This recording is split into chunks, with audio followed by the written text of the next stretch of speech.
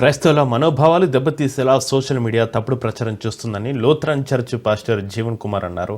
Hyderabad లక్టికాపుల్లోని Lutheran చర్చిలో జరిగిన సమావేశంలో ఆయన కీలక విషయాలు వెల్లడించారు. 3 ఏళ్ల క్రితం ఇద్దరు పాస్టర్ల మధ్య జరిగిన గొడవను ఏడాది జరిగినట్లు తప్పుడు ప్రచారం చేశారని మండిపడ్డారు. ఇద్దరి మధ్య జరిగిన గొడవను చర్చికు వచ్చిన కానుకల పంపకంలో జరిగినట్లు తప్పుగా చూపించారన్నారు. ఇది క్రైస్తవులను కించపరిచేలా ఉందన్నారు. తప్పు ప్రచారం చేసిన ఛానల్స్ను సరిదిద్దుకోవాలని లేదంటే లీగల్గా పోరాడాల్సి వస్తుందని హెచ్చరించారు.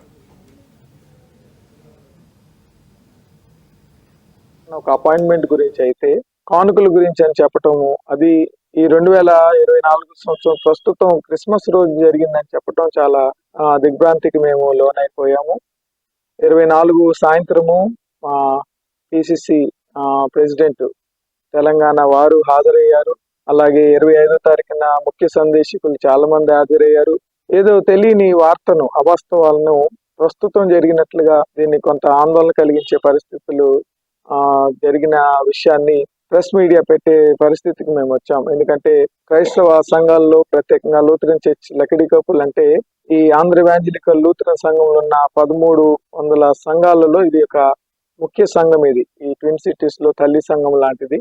అలాంటి సంఘంలో జరిగిన సంఘటనకి మా మోడరేటర్ తండ్రి గారు పరదేశ్ బాబు గారు ఫోన్ చేసి, ఏంటి ఈ సంఘటన ఇప్పుడు వస్తుంది రిలే అని ఆయన తెలియజేయటము. తెలియజేసేది ఏంటంటే, ప్రెస్ వారికి ఏ ఛానల్లో అయితే ఈ యొక్క సంఘటన రిలే అయిందో దయచేసి మీరు వాస్తవాలు తెలుసుకోండి.